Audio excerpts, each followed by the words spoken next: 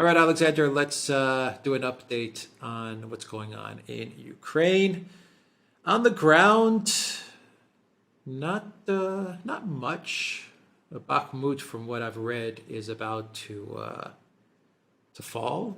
I've read Ukraine troops are in the process of leaving the city. I don't know how accurate that is, but I've read from dozens and dozens of sources that that is indeed the case. I've seen video and photos of Russian soldiers in the center of Bakhmut. Once again, I can't confirm that, or I can't say that that means without a doubt that Bakhmut is now under Russian control. It does seem like something is slowly happening there. I've read reports about Ukraine trying to get an offensive going in the south. Nothing to really report on there, but I have heard in the Zaporozhye direction a large troop buildup. But I guess we have to wait and see if something does develop there as well. And as far as on the ground, the big news, the big story is just the missile strikes, mostly targeting the electric grid of Ukraine, and they haven't stopped since Monday. They haven't stopped, and it seems like they're very targeted with a purpose. And then we have Putin's speech, and we'll talk about that. Where do you want to begin? I think you summarised the military situation extremely well. Stability on the battlefronts. I mean, fighting continues to go on everywhere. And I think that's an important point to say. I mean, the very fact that it's a stable situation doesn't mean that it's a peaceful situation. I mean, Ukraine constantly tries to get its offensive underway in Kherson region. From what I can tell, it gets repulsed every time. There's been this constant speculation, which, by the way, I want to stress, it's entirely Russian speculation, that Ukraine is planning some kind of big advance in Zaporozhye. I mean, I've never seen any Ukrainian come forward and say that that's the plan, but there are apparently a lot of troops there. And there's, constant rumors that the Ukrainians might be preparing something big there. I've also have to say this. I've read more and more reports from more and more sources that the window to carry out that kind of offensive in Zaporozhye region, or indeed anywhere at all, has either closed or is closing. There's more and more Russian troops. The reservists are now moving in. Remember, some of these reservists were in the Russian army very recently, some as recently as August. So, there's already a pool of manpower. There's already people being moved in. There's Chechen forces being redeployed, all kinds of forces being redeployed. So, the Russian military its position is getting stronger. The numbers are growing. But of course, also the other thing, and, I'm not an expert on climate and terrain and topography and all that kind of thing. But, I'm also reading increasingly that the ground is getting soft, that the rain is hard, that there's lots of fogs now, and that all this works against armoured offensives wherever the Ukrainians are trying them. So, it may be that the window hasn't completely closed, but if it hasn't closed, it's probably closing. Perhaps it has closed. The only place, it seems to me, where fighting continues at full intensity is Bakhmut. Bakhmut now does look like that battle is coming to an end. It's a big place. It's the conurbation around it. It's perhaps 150,000 people if you include not just the metropolitan area, but all the whole conurbations. It's a big place. It also sits on top of transport and road network and railway network. It's the linchpin, supposedly, of Ukrainian defences in Donbass. If it falls, and there's increasing talk, I've read the same reports, that Ukraine is now gradually accepting that it's about to fall and is thinking of pulling its people out of Bakhmut. If it falls, that's big news. But of course, it hasn't fallen yet, and we don't fully know what the exact picture is. But the overall story, the big news, is exactly what you said. It's the missile strikes.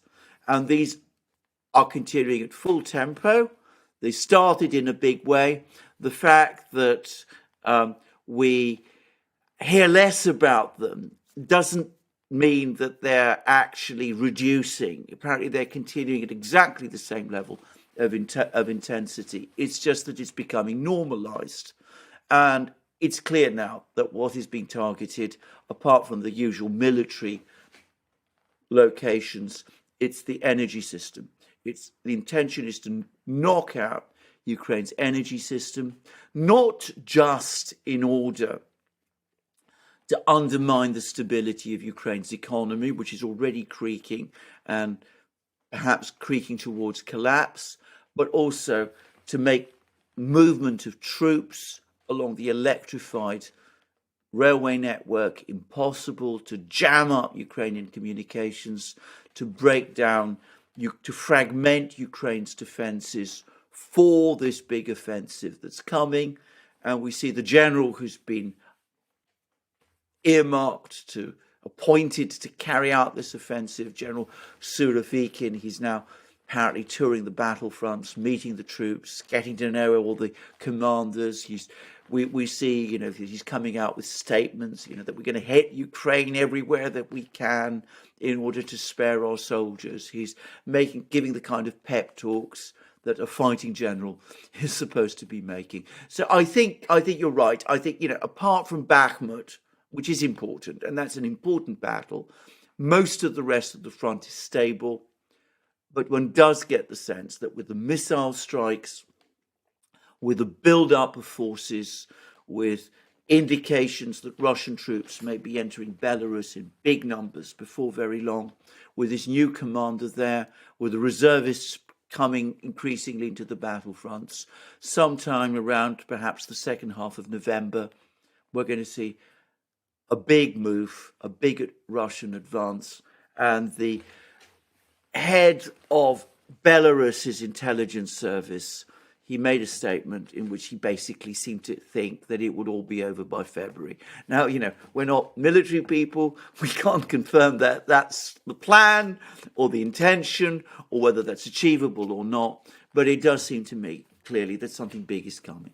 But at the moment, things are reasonably quiet. All right, before we get to Putin, talk about NATO's 10-year plan for Ukraine, that they put out this policy statement, that they actually have a 10-year plan for Ukraine, which means that they don't see this as ending in February. They see this as stretching out over 10 years. And in that plan, they're looking at revamping the entire Ukraine military to make it fit for NATO standards. But also, can you address the influx of air defense systems now that are going to get delivered to Ukraine?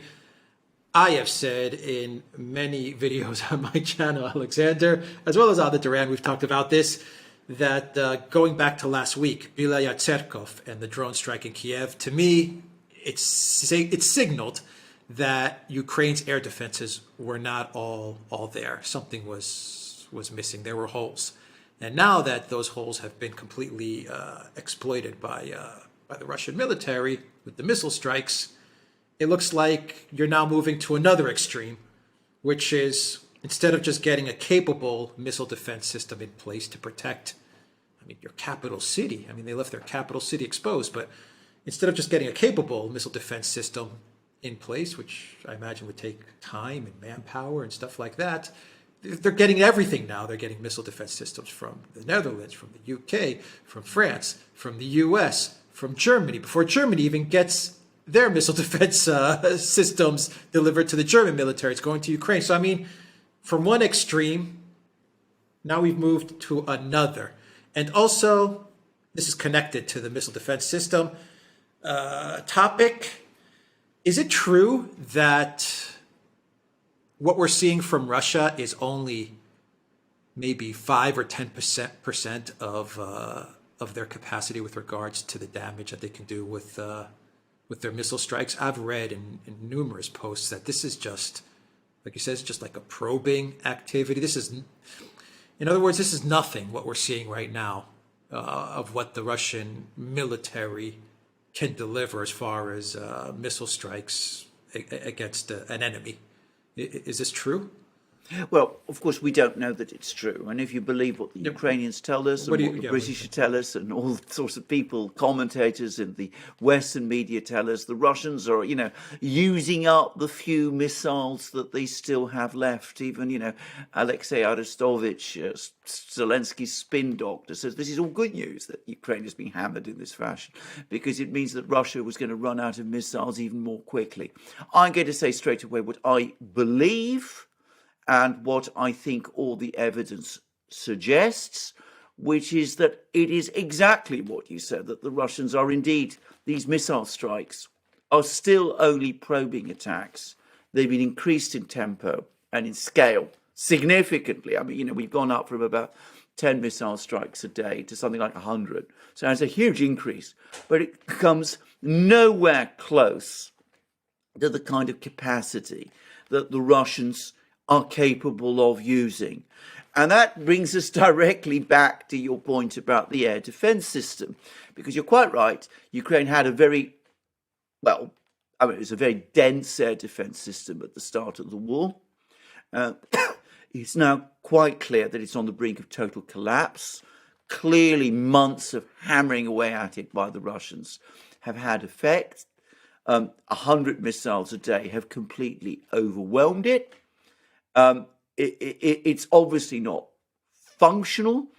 If the number of missile strikes increases from, 100 missiles a day to 300 missiles a day, it would clearly be overwhelmed. Even if we even get to that point where the Russians, having probed all the defenses, found out all the problems with it, that they know where to go and what to do, and probably that's exactly what they're doing. They're probably testing, how quickly it takes Ukraine to repair this bridge, that power station, that dam, that kind of thing. So that they're working out their targets to strike heavily. Well, Ukraine's air defense system simply wouldn't be able to cope with that. So what the Western powers do, suddenly, there's a panic. They throw everything at it, bar the kitchen sink. They're sending missile systems everywhere they can. As I say, Norway, the US, Britain, Germany, the Netherlands, they're all throwing it all in together. The trouble is, when you look at the sum total of what they're providing, it doesn't look very impressive, actually. I mean, some of these systems in isolation might be pretty capable, but it doesn't look like an integrated air defense system. And the time to do that is probably too short anyway. But, and this is a point that many, many people have made, these Western systems are not really up to the job because the West has never planned for a war of this kind. They've always planned for a war in which it's the West that has overwhelming air superiority. It is the West which is launching the cruise and other types of missiles. They haven't really developed missile systems of the level of sophistication that the Russians have and of the level of density that would be needed to plug the gaps. So any Western system that's hurriedly cobbled together and transported to Ukraine would probably be overwhelmed over time in exactly the same way as the Ukrainian system is. And note that this is all happening, all these missile strikes, they're happening with essentially subsonic missiles. I mean, these are subsonic Russian cruise missiles and, drones and all that kind of these kamikaze drones, which it's clear the Ukrainians don't know how to cope with. The Russians aren't yet using their hypersonic missiles, which everybody, up to and including Biden himself, has admitted the West has no counter to. So, I can't see that this is going to make any significant or effective difference. So, yes, I think you're right. The air defense system, the Ukrainian air defense system, is collapsing. Yes, I also think that this isn't, the really big strike. I think that's still coming. I think that will coincide with the Russian ground offensive, probably the second half of November. The US and the Western powers are throwing everything they can to plug the holes, but I don't think that will plug the holes.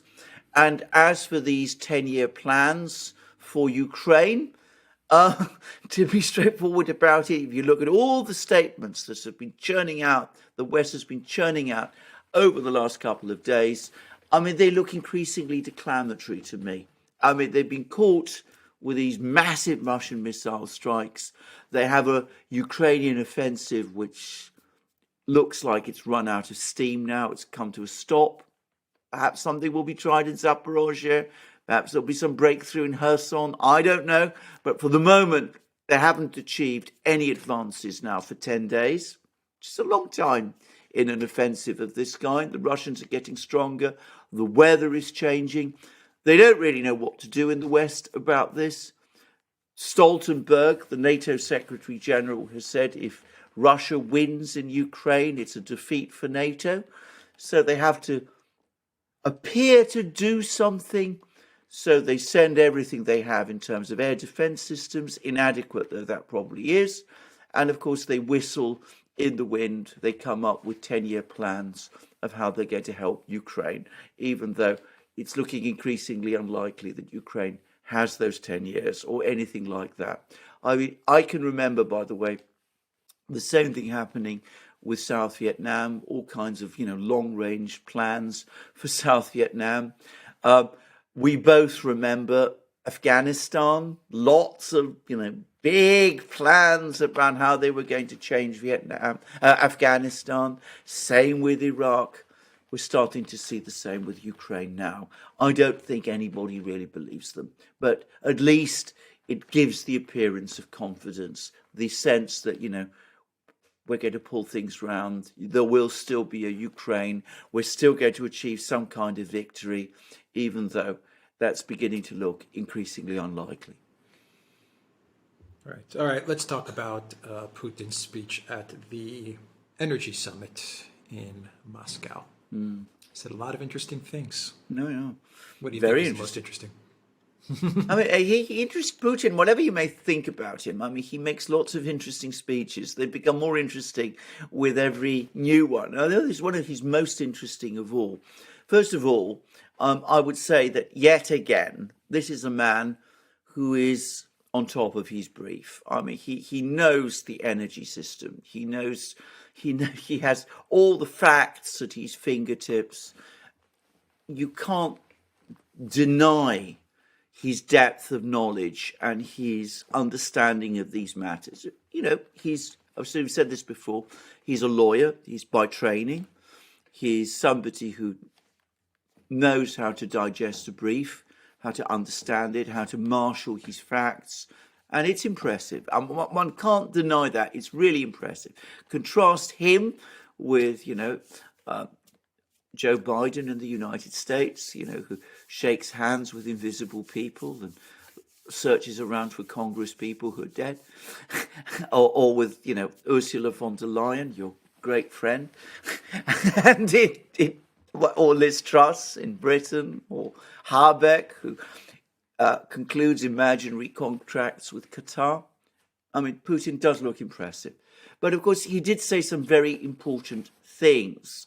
And once again, he made it very clear that it was Western energy policies that have led to the catastrophe, the energy catastrophe. It's not the Russians. Blaming the Russians for the fact that Europe is going down an energy hole is ludicrous. It was Europe that went away from fossil fuels prematurely. It was Europe who's taken policies that have affected investment in the energy industry, reduced investment in the energy industry. It was Europe that imposed these sanctions, which were ultimately sanctions on itself. He seemed extremely confident that Russia would be able to adapt to the energy conditions. He talked about the fact that oil production in Russia is now higher than it was a year ago, which is pretty remarkable, by the way. By the way, on that, and in parenthesis, The Economist, a magazine which is as rigidly anti-Putin as it gets, it's Neocons central in Britain, has now published a long piece saying that as the West sinks into recession, Russia is experiencing an economic recovery. So even The Economist is now accepting that. But anyway, coming back to Putin, he talks about all of these things, but he then focuses in his laser-like way on the latest Western scheme, the oil price cap idea, the cap on Russian oil prices. He says if they get away with that, they'll be imposing caps on everybody's prices, not just our prices for our oil, but everybody else's prices for their oil. And, they'll go on and do that for everything else, for aluminium, for wheat, for whatever it is that they have to import. He went on to say, and this is incredibly clever, he quoted Milton Friedman, Milton Friedman's famous comment, if you want to create a shortage of tomatoes, you impose a price cap on the price of tomatoes.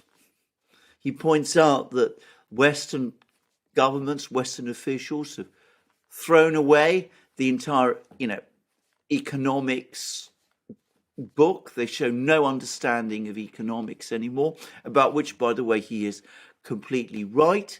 He made it clear that Russia will not sell oil to anybody who abides by this oil price cap. There's a report apparently in Bloomberg which says that India and China are not going to abide by this oil price cap. There's another report that the United States is not going to impose secondary sanctions on India and China and other countries that refuse to abide by this oil price cap, in which case this oil price cap idea is shot under the waterline. And apparently there's other reports still, again in Bloomberg, that the United States is becoming concerned that because so many countries are not going to abide by the oil price cap idea, it's hold under the waterline. Anyway, we'll see.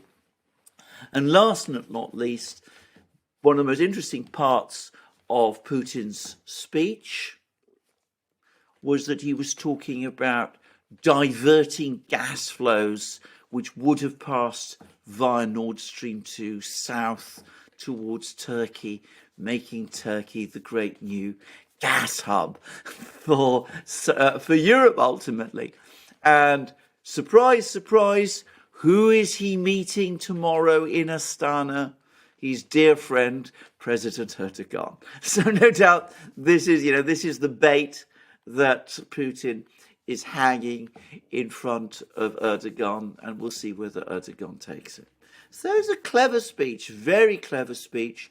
Putin in full possession, as I said, of all the facts, mocking the West about their ignorance of basic economics, pointing out to the global South how what they're trying to do, control prices, actually is an attack on the interests of all commodity producers, a view that is going to get enormous traction. The Saudis have already accepted it, and also pointing out that the fact is that Russia is willing to work with Turkey in order to sort out energy problems to their mutual advantage. And by the way, I've just received a report that Russia's foreign currency reserves are now at $548 billion, not that far off from what they were when those $300 billion were seized way back in February. In other words, they're well on the road to recovery. So, confident speech from Putin. Everybody accepts, even the economists now. There's still Professor Sommerfeld at Yale who tells us that this Russian recovery is all smoke and mirrors, but even the economist accepts now that it's true. Very confident Putin. It's all smoke and mirrors. There are no more missiles. Exactly. It's all one big illusion coming from the Kremlin. the European Union is going to be dependent on Turkey now for all their energy needs. Real good job, Ursula. Real good job. A new story just came in. Kremlin says saboteurs were caught targeting the Turk Stream pipeline. That's according to Peskov. Coincidence, Alexander? No. Now that Nord Stream 1 and Nord Stream 2, because Putin mentioned Nord Stream 1 and Nord Stream 2 in his speech, now that Nord Stream 1 and Nord Stream 2 have been taken out of commission, should we be keeping a close lookout for Turk Stream? Absolutely. Especially given what Putin said about Erdogan? Absolutely. Can I just say something? Of course, I haven't seen this, but of course, if they've caught these saboteurs, then of course caught them. Well, then of course, you know, they have them. And Putin is going to meet Erdogan tomorrow. Erdogan, of course, has a massive interest in preserving Turk Stream. So we don't know who these saboteurs are, but if they're Ukrainians, Erdogan isn't going to be pleased. If they're Americans, he's also not going to be pleased. So, you know, conveniently timed from Putin's point of view. Interesting to know who exactly caught them. Was it the Russians? Was it the Turks? Was it both of them? How was it done? That's an important story. Russians. Well, According to Peskov. Let me read you the quote real quick. It's not a long post, it's like a paragraph. Certain forces have already made an attempt on Turk Stream. These saboteurs have been caught and several people have been arrested. They wanted to blow it up on our territory, on our soil, Dmitry Peskov said. Well, there you go. So it's a big story. This is a huge story. And of course, I mean, I'm going to say this. If these people, if Ukraine had anything to do with this, Erdogan is going to be absolutely furious because, of course, Turk Stream, it's called Turk Stream for a reason. It's not just a Russian project. It's a Turkish project. And it's a vitally important project for Turkey. If Turk Stream is blown up, if the same damage is done to Turk Stream as was done to Nord Stream, then that's going to affect Turkey. And of course, Erdogan is not like Olaf Scholz. Olaf Scholz will keep his mouth shut and say nothing and go along and pretend that these attacks, well, they haven't happened, or if they have happened, it's the Russians who've done them. Erdogan is not like that. Erdogan, on the contrary, I mean, he's going to be beyond furious about this. He'll be incandescently angry, and given how important a player he has been over the course of this crisis, well, and important for Ukraine as well. I mean, remember, he negotiated that grain deal. He brokered that grain deal. If Ukraine was involved and is paying him back in that kind of way, well, the great bromance between Turkey and Ukraine, between Erdogan and Zelensky, may be about to end. Conveniently timed, absolutely. All right, theduran.locals.com. You will also find us now on Rockfin as well. I'll put a link down below. And the Duran Shop, 10% off. Use the code GOOD DAY. Take care.